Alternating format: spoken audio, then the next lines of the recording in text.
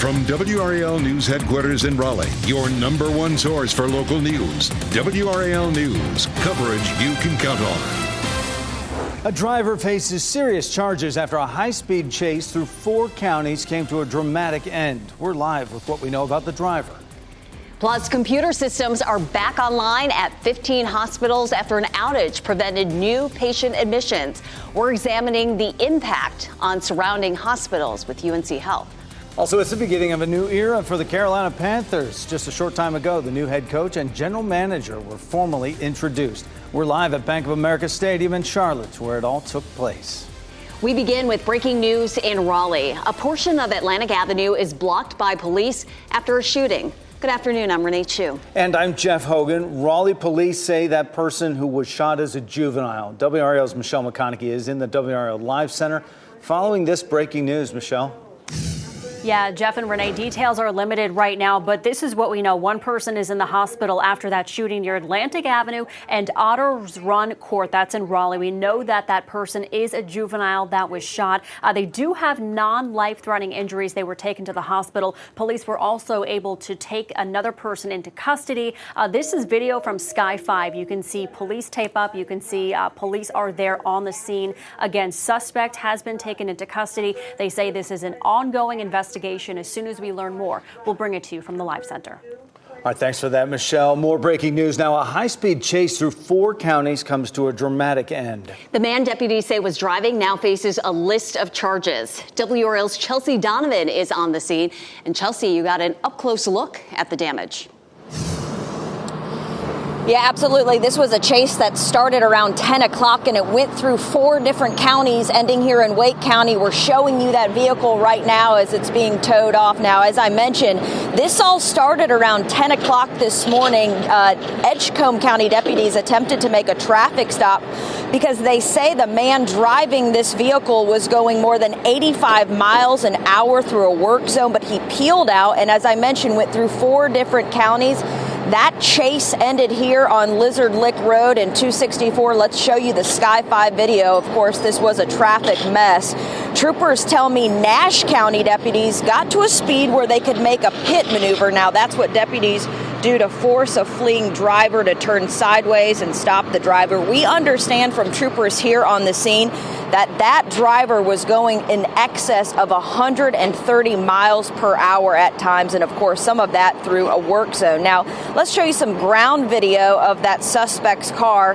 Now, the suspect's car has the back, you can see, completely off of it, and that's because during the pit maneuver it did come off, disabling that car as well as a tractor trailer that was involved. Now, in terms of the driver, he's now in custody of the Edgecombe County Sheriff's Office, of course, facing a long list of charges, including speeding, careless and reckless driving, and failure to stop, as well as eluding arrest. That driver, we know, is 59-year-old William Williams out of Camden. We're, of course, working to learn a little bit more about what's going to happen to him in terms of the charges. But I do want to say, he, as well as the driver of the tractor trailer that you see down there, and the Nash County deputy, believe it or not, no injuries here. But of course, this did cause a big mess here on 264 early this morning. Of course, we'll bring you more details about this high-speed chase in our later newscasts. A heart-pumping ride for everyone involved. Chelsea Donovan, live. Thank you.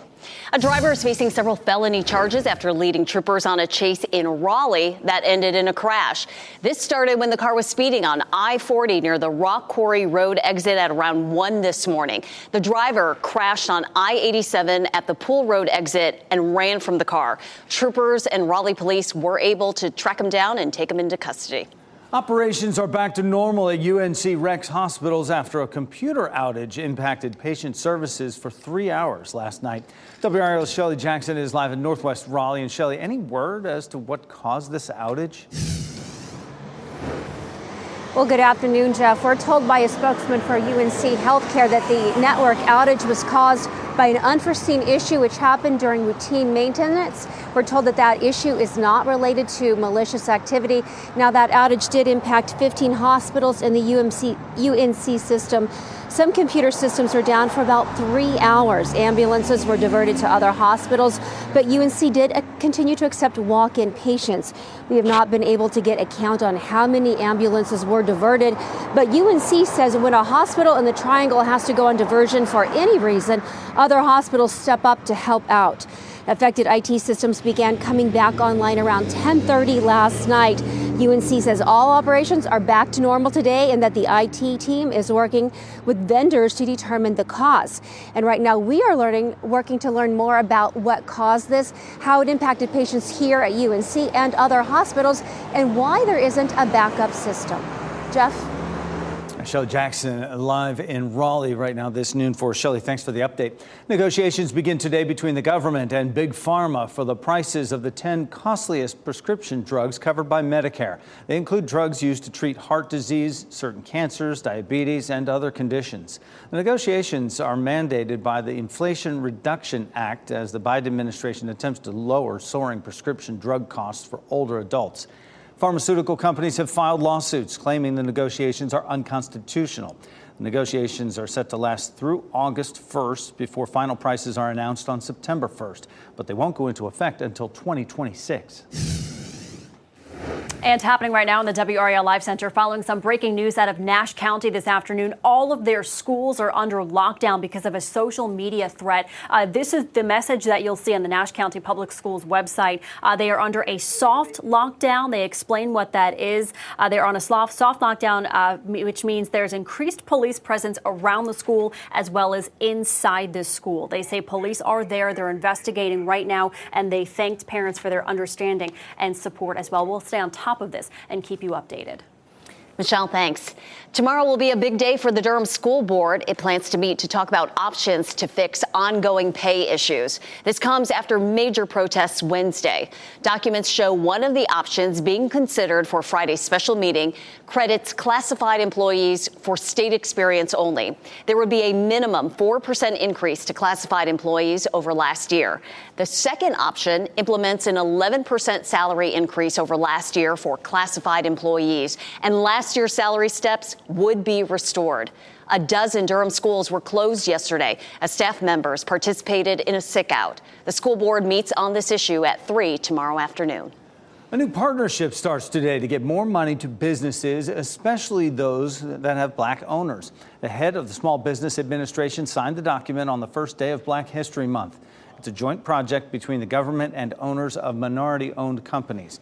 The SBA administrator says there is an intentional reason she chose to host this event in Durham. There's been nearly 500,000, almost 500,000 small business applications filed. And each one of those applications filed is a sign of hope and opportunity for communities to lift up and define our neighborhoods with the great shops and restaurants, as well as the innovators who are going to solve global problems. And during that event at the Hayti Heritage Center, the CEO of an alliance of black-owned businesses told WRAL the biggest challenge he sees for small businesses is access to capital. It's an exciting day for Carolina Panthers fans. A short time ago, the team's new head coach and the general manager were formally introduced at Bank of America Stadium in Charlotte. Everyone is banking on Dave Canales to turn the team around next season. WRAL's Chris Lee was in the building when Canales talked about his timeline to win. Chris joins us live right now with the plans for the team. Chris. Jeff and Renee, let's talk about the elephant in the room first. Just 366 days ago, January 31st, 2023, I was right here at Bank of America Stadium as the Carolina Panthers introduced their new head coach at that time, Frank Reich. And now a year later, Frank Reich is out of the building, and now another new head coach is in, and Dave Canales. Now, of course, before you had Matt Rule, you've had Frank Reich last year, who didn't last about halfway through the season. This fan base is really wanting and itching for there to be some wins. This team hasn't had a winning season since 2017. They haven't won in the playoffs since 2015. But Dave Canales, even like the two head coaches before him, says that his timeline to win is right now. My timeline's today. How can we win today? Let's have a great interaction here. Let's start talking about what football you can expect out of us. And so today, this looks like a win for me. And that's just the way I think, just approaching every single day It's 1st and 10. I got a new set of downs. My whole call sheet's at my disposal, and got a bunch of fantastic people to go to work with today. It looks like putting a great staff together for me right now. It looks like getting with Dan, looking at this roster, and really coming up with an airtight plan for who we want to become. Now, one of the things I thought was very interesting about today's press conference from Dan Morgan, the new general manager, of course, he used to play for the Carolina Panthers, is that he said that now when teams pull up to Bank of America Stadium, they don't fear the logo anymore. He said when he played here in the early 2000s, teams feared the logo. That's what he wants to get back to, and he hopes that Dave Canales can be that guy as the head coach. He wants to be that guy as the general manager, and we'll have more for you guys at 4, 5, 6, 7, 10, and 11 tonight from this great press conference here at Bank of America Stadium on the new direction of the Carolina Panthers. No shortage of analogies there either coming from the head coach. Chris Lee over in Charlotte for us today. We'll look forward to further reports. Thanks. Today marks the beginning of Black History Month. On this day in 1960, 4 black students from North Carolina A&T State University staged a peaceful sit-in at a segregated lunch counter in Greensboro. They showed up day after day at the Woolworth's department store, but were denied service. By February 5th of that year, hundreds of students joined the protest, paralyzing the lunch counter and other local businesses. That Woolworth's in Greensboro is now the site of the International Civil Rights Center and Museum. The Jackie Robinson statue that was stolen and burned will be replaced by Major League Baseball. MLB announced yesterday all 30 teams will join together to pay for the statue to be replaced. It stood in front of the League 42 youth baseball organization in Wichita, Kansas. In addition to the statue, MLB will also help upgrade League 42's facilities with new lights, turf for the fields, and updated academic facilities. Next at noon, a crane collapsed, bringing down part of a building at an airport in Idaho. The deadly result, as well as how many people were injured. Also, animal rights activists defaced a historic landmark in Rome. What they were there to protest. And it's National Change Your Password Day. What you need to know about keeping your online information safe. Elizabeth. It's a beautiful day across our area. Take a live look at Pinehurst. Plenty of people outside enjoying a little bit of golf this afternoon. We have more pretty weather in our forecast, but temperatures will be on the up and down. I'll show you a cold front that arrives for tomorrow coming up. Keep watching WRAL News over the air Channel 34 and Spectrum Channel 1257. Take a look at the Dow Jones Industrial Average, up almost 200 points right now, thanks to a rally in some of the world's largest technology companies. Wall Street shrugging off Jerome Powell's message that a March Federal Reserve cut is unlikely. As we take a look at some of the other stocks as well, the Dow Jones and S&P 500 advancing 40 points. NASDAQ is up as well. The White House says an umbrella group of Iran-backed militias conducted the drone strike on a base in Jordan Monday that killed 3 American service members. NBC's Keir Simmons reports from Iraq with the latest fallout from that deadly drone attack.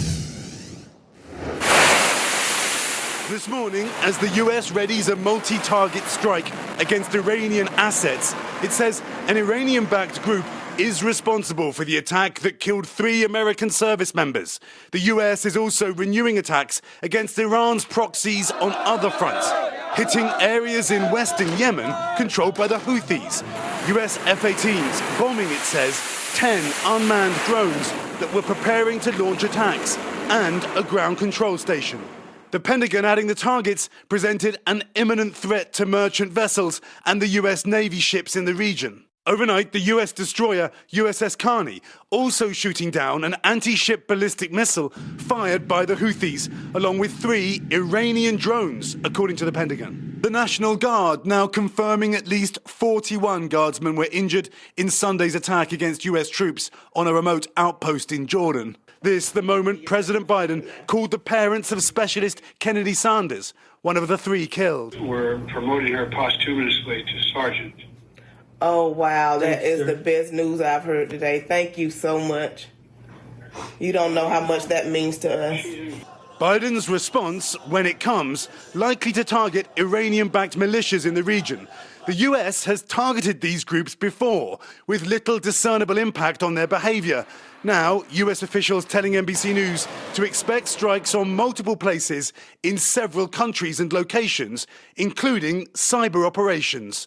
When you're talking about what we're anticipating here, which won't just be a one-off, as I said, the first thing you see will not be the last thing. And the White House rejecting suggestions that the delay is allowing Iran and its proxies to prepare. As Keir Simmons reporting, the defense secretary spoke this morning covering questions about military involvement in the Middle East and his recent unannounced hospitalization. Secretary Lloyd Austin says he should have informed the president of his absence and apologized for not being more forthcoming. It's more about privacy than secrecy. In my case, I should have informed my boss. I did not. That was a mistake. And again, I apologize to him for not doing so. This was the first time Secretary Austin has spoken publicly since his hospitalization on January 1st.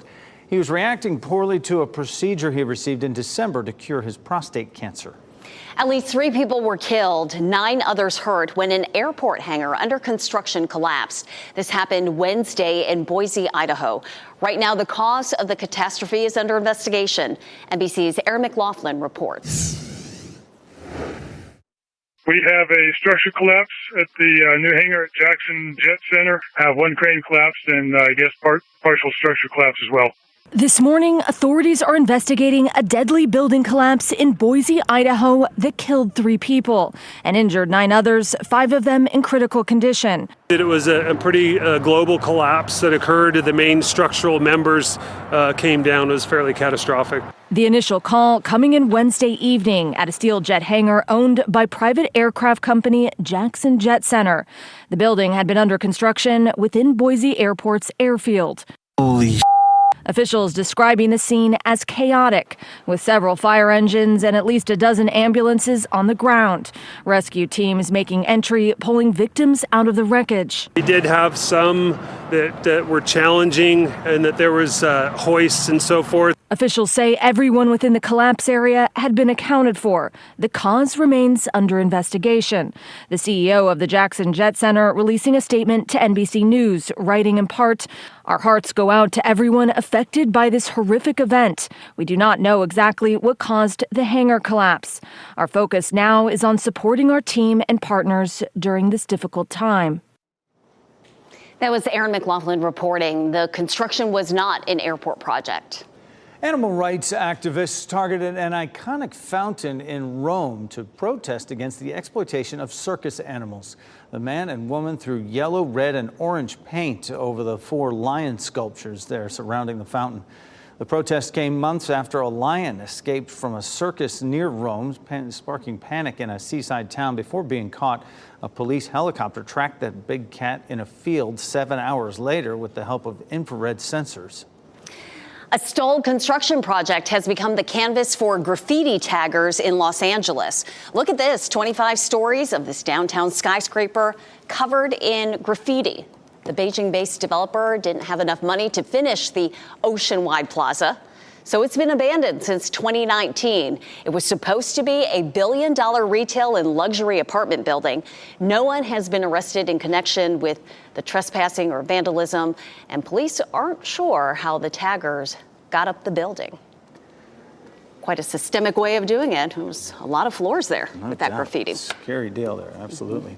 Elizabeth Gardner's over in the WRAL Severe Weather Center. Lots of sunshine out there. Your favorite club is out there on the field again. It is. I love this. I'm going to try not to show it like every day at noon, but I do love it. All these guys come out here on the lawn right in front of the DPAC in Durham and played a little soccer on their lunch hour. And, you know, on a day like today, this is a fun one to take a look at. A little bit of a breeze. You can see the flags here flying in front of the DPAC. We'll see windier conditions tomorrow as a cold front comes through. But ahead of that, it's going to be nice and warm. Right now, it's 52 degrees. We're looking at a high 58 this afternoon, which will be about 10 degrees warmer than we were yesterday for the high. 48 right now in Roxborough. It's 51 in South Hill, 52 in Southern Pines, 53 in Fayetteville, 48 in Rocky Mount. So anywhere from the upper 40s to low 50s currently, but that sunshine will continue to warm things up. And right now, it's 5 to 10 degrees warmer than it was this time yesterday. That should be about right. Again, looking at temperatures in the upper 40s to low 50s. Right now, looking at 58 in Raleigh, 56 in Durham, and 59 in Fayetteville for the high this afternoon. Here's what's happening as we get through the afternoon. Winds are shifting to southwesterly,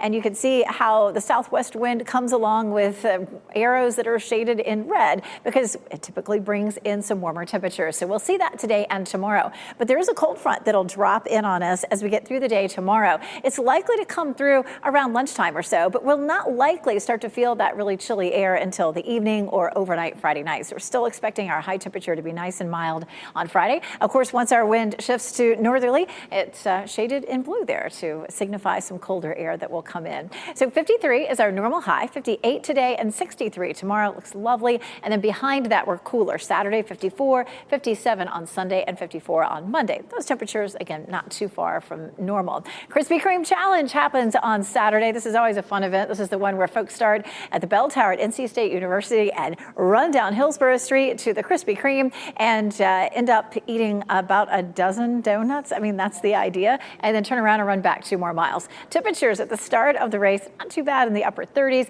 And if you're a spectator, it'll feel like 40s for most of the run there. Lots of sunshine, so it should be a good one for a Krispy Kreme Challenge. People like to dress up, and it's a fun event. We take a look at our 7-day forecast. Again, looking at some warmer temperatures the next couple of days. We have Groundhog Day on Friday. It does look like the groundhogs around our area will probably end up seeing their shadow. And we'll talk about what that means if you don't remember. But we'll also talk about scientifically what we could see for the month of February. We look at most of next week, or at least the first part of it, and our temperatures are looking on the cool side. The coolest day would be Tuesday at 48. We're seeing a few mornings that are below freezing as well. So it looks like it's going to feel like the winter for the next week or so. Oh, we'll have some more winter yet. Elizabeth, thanks. Today at 4, a Robeson County man whose home was damaged in Hurricane Florence is still waiting for help rebuilding. WRAL's Gilbert Bays found out NC Rebuild had agreed to repair his home but backed out. Why the caseworker told them they aren't able to follow through on the contract. And what's all the buzz around Buc-ee's? WRAL wanted to find out all the ins and outs of the new Texas-based chain coming to Mebane and the hold it has on travelers. What is happening? 5 on your side tonight at 6.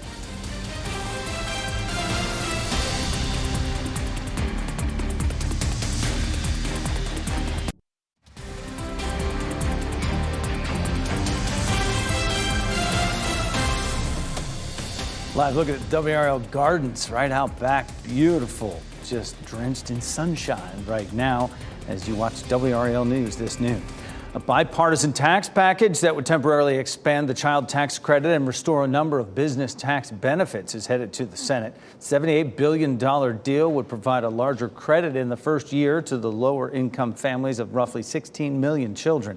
The credit would be adjusted for inflation this year, which is expected to bump up the maximum credit to $2,100 per child next year, up from the current $2,000.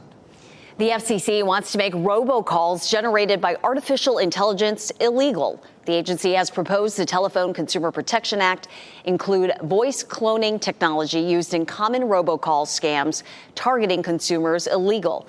This step would give state attorneys general legal tools to go after the people behind calls meant to confuse consumers. MasterCard is launching a new artificial intelligence model to allow banks to better assess suspicious transactions in real time. The new Decision Intelligence Pro is trained on data from the roughly 125 billion transactions that go through the company's network each year. The data will help AI understand relationships between merchants and predict where fraud is taking place. MasterCard claims the tech can help financial institutions improve their fraud detection rates by as much as 300% in some cases. People might soon get a financial boost after enduring years of inflation. Why financial analysts believe an interest rate cut could be around the corner. Plus, a secure password also does not involve your personal information. Coming up, we'll share advice from industry experts for protecting your personal data online. Here's a look at the winning lottery numbers.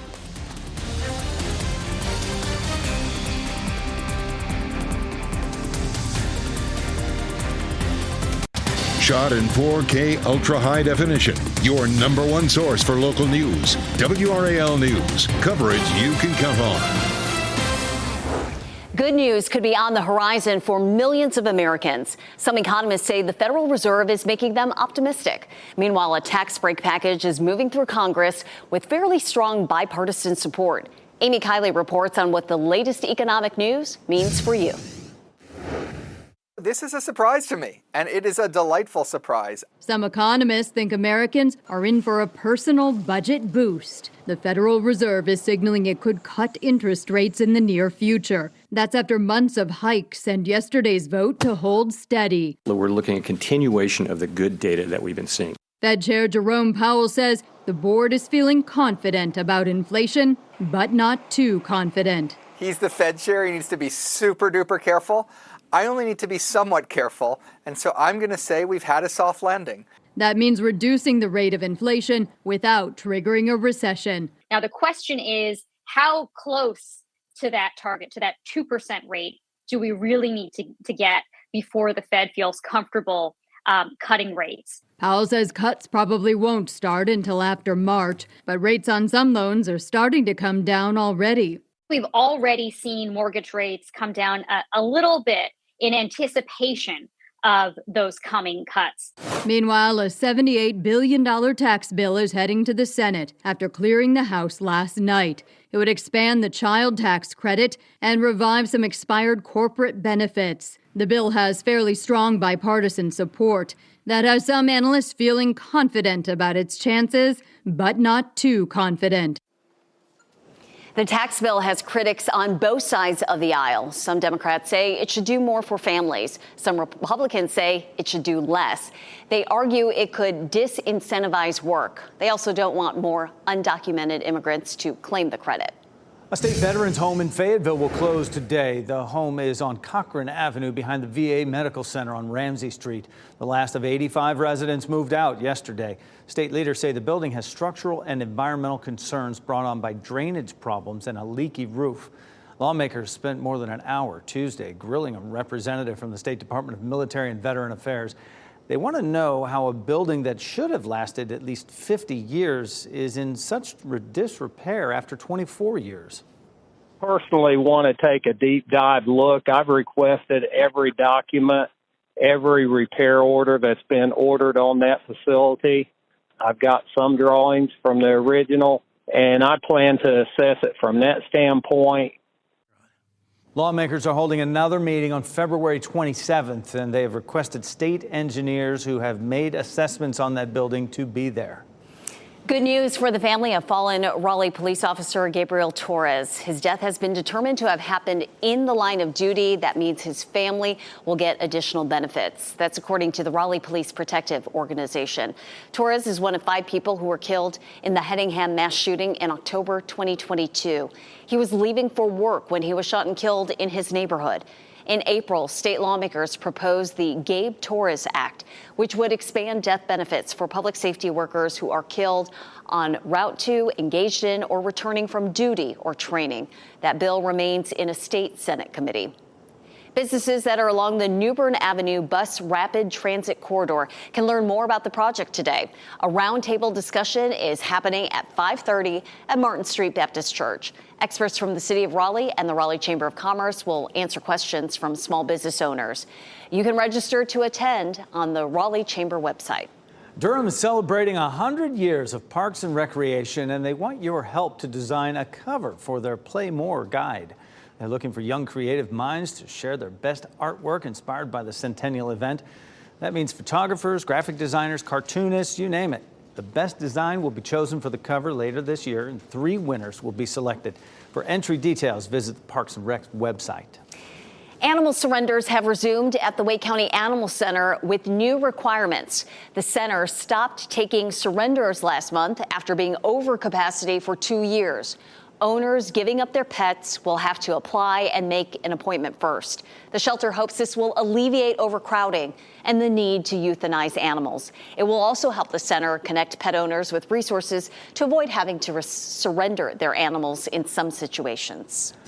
When was the last time you changed your security passwords? Well, you need to change them often, and a secure way to remember all those passwords. Plus, are energy drinks safe for kids and teens? The research that points to health drawbacks for those 16 and under.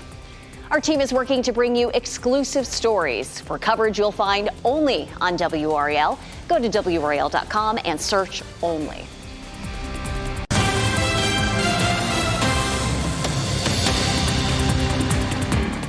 And happening right now in the WRAL Live Center, some breaking news. We just got this in the last 30 minutes. PNC Arena is generating hundreds of millions of dollars for Wake County. A new economic impact study shows that 1.6 million people attended a Hurricanes game, an NC State basketball game, a concert, or any other event in the 2022-23 season. The arena generated more than $590 million for Wake County. PNC opened back in 1999. It is expected to go under a major renovation, a $300 million renovation next year. If you haven't changed your passwords in a while, now may be a good time to do it. Today happens to be National Change Your Password Day. And with the increase in online transactions and activities, a security breach could lead to your data ending up in the hands of people who could misuse it. Jeff Paul has what you need to know to keep your information safe. Some Americans change their online passwords like clockwork. I change my passwords every week, probably like every 4 months. But for others, that's not the case. I had the same password that I did when I was in 3rd grade. I got the same password for everything. It's probably bad. Every time we log on to a website, we're sharing our personal data, making us more and more vulnerable to hackers. Companies collect a trove of different data about consumers. Every click we make in an online purchase, every search we make for a product or on a topic, companies are tracking that, and they're using that data for a number of different purposes. And with a hacking attack every 39 seconds, frequently changing your passwords is the best way to safeguard your personal information.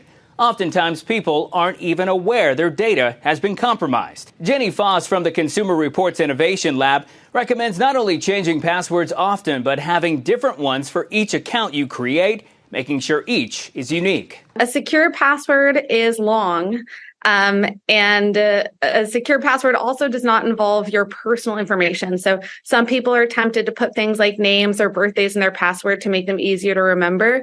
But those sorts of details are the kinds of things that can fall into the wrong hands in a data breach situation. However, if you're concerned about forgetting all your complicated passwords, don't write them down. Instead, use a password manager to generate and store these important codes. Foss says another safeguard is to take control over your digital life by identifying which companies have your information.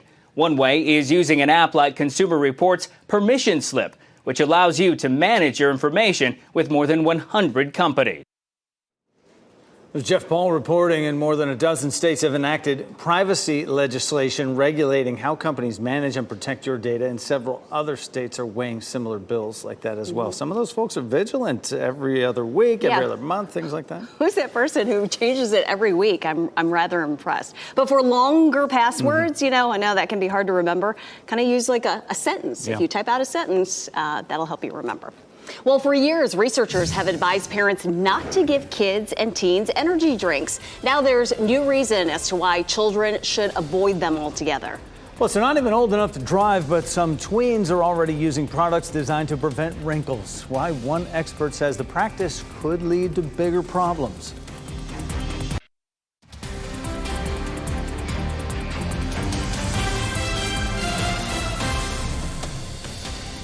We have spectacular sunshine all across the state. Let's take you to Carolina Beach. Look at this live view. Still beautiful in the off season. You're watching WRAL News, available on YouTube TV and the WRAL app on your TV or streaming device. Experts say they found another potential symptom of a chronic condition affecting women. Polycystic ovary syndrome is caused by a hormonal imbalance in women. Some women experience symptoms like acne, excess body hair, and infertility. Now, research reveals some women will also endure cognitive decline later in life.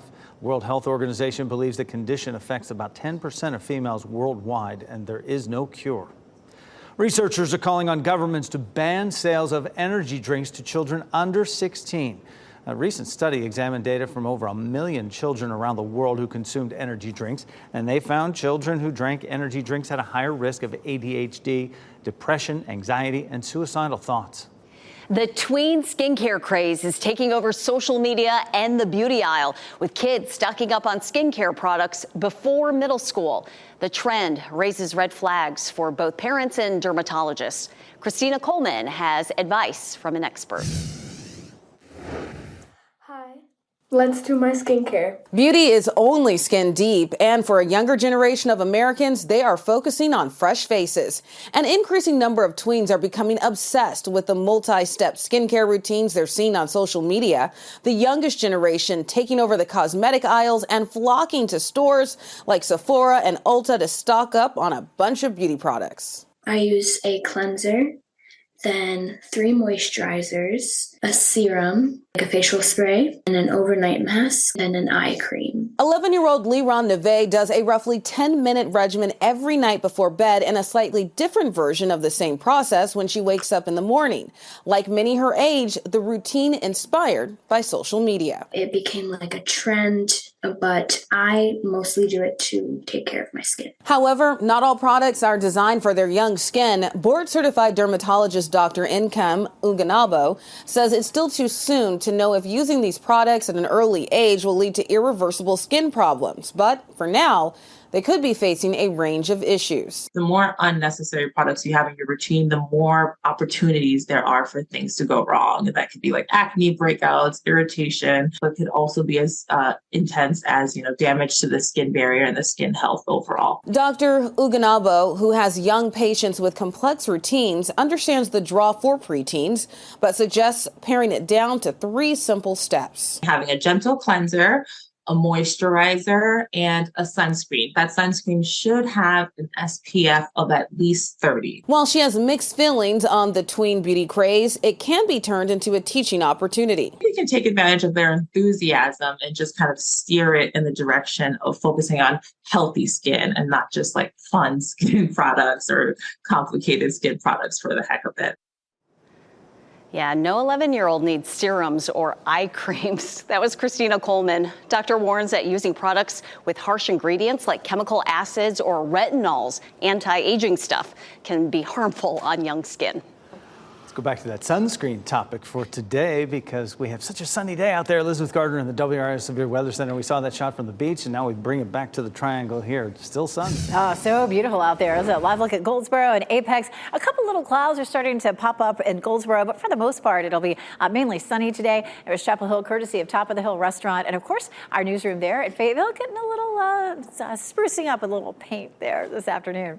48 is our temperature up in Roxborough as well as Rocky Mount. 53 in Goldsboro, 52 in Southern Pines, 53 in Fayetteville and Clinton. So our temperatures are definitely feeling comfortable out there with some sunshine. Here's what happens tomorrow. We talked about that front that's going to drop in on us. This is early tomorrow morning. The rest of today stays mostly sunny. We'll have a little bit of cloud cover around lunchtime or so when that front drops in on us, and maybe a bit in the afternoon as well. We're not likely to see rain out of this. There's a little bit of green that shows up here in eastern North Carolina, a little bit closer to the coast. Behind it, we'll see temperatures dropping a little bit for the weekend. So here's how it looks starting today with our high of 58, 63 for Friday. It looks lovely. Saturday 54 and then 57 on Sunday. So a little bit cooler Saturday and Sunday, but with some sunshine, it should still feel fairly pleasant. Groundhog Day is tomorrow, and it is likely that the groundhogs will see their shadow. And of course, folklore says 6 more weeks of winter if the groundhogs see their shadow on Groundhog Day. No shadow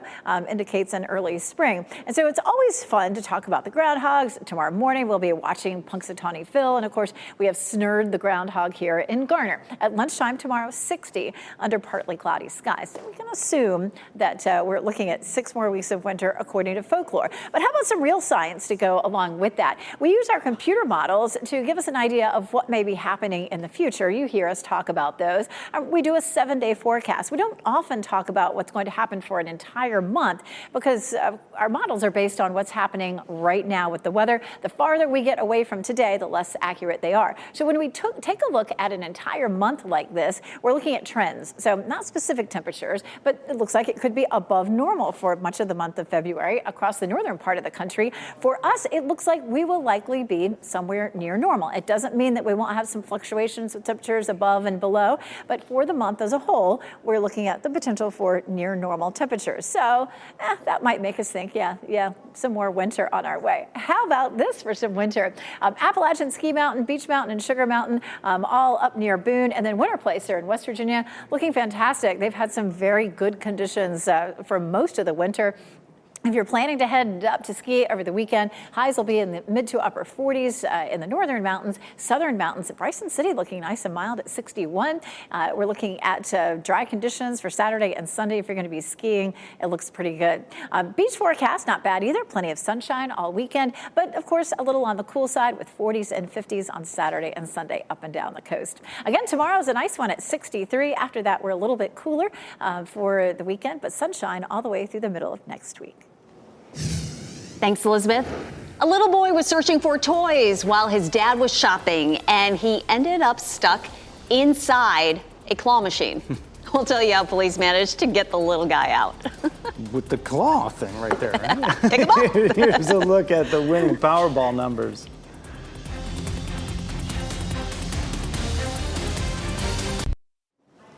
As we wrap things up, here's a look at a few of the headlines we're following today.